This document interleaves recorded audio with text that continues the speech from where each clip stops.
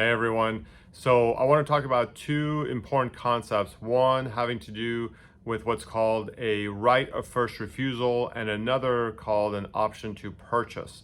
So these are very important concepts when you're leasing a piece of property because with either one of these things, and we'll go into more detail in a second, you'll be able to either purchase the building or purchase the condo that you might be leasing, or you'll be able to have the opportunity to rent the space next to you if you start to outgrow it. Now, these are topics that typically are not incorporated into leases by lawyers, but they're really important concepts to have if you think that maybe one day you'll end up buying it. And so we want to encourage you to make sure that you always include these in your leases. So what is a right of first refusal? So just as it sounds, a right of first refusal is a right that you as the tenant have to do something, right? And so what are those some things that it could be? Well, you could have it the right to lease the space next to you in case you are growing very fast and you may outgrow your current space. So you can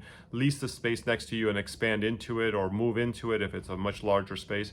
So that's one right of first refusal that you could have.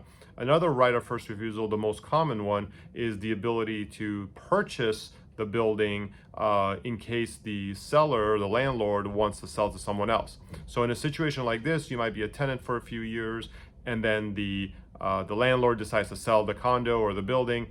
If you have a right of first refusal, they have to come to you first and provide you with that opportunity to say, yes, I want to buy this. You could, of course, turn it down and nothing changes with your lease. You still remain a tenant, even if they sell to another buyer, but you get that opportunity to purchase. So that's a really easy one. Usually landlords don't push back too much on this. The second topic we want to talk about is something called an option to purchase. An option to purchase is a little bit different in the sense that with an option, it is your option to exercise the opportunity to buy this condo or this building. So what that means is that, maybe 12 months go by, 24 months go by, something, some time limit expires. And then at that point in time moving forward, you can exercise your option to actually purchase this condo or building. Landlords don't love these very much because they lose a lot of control over their real estate because the option is yours. You can exercise it at any point, or you don't exercise it and you can remain a tenant. But the option is yours.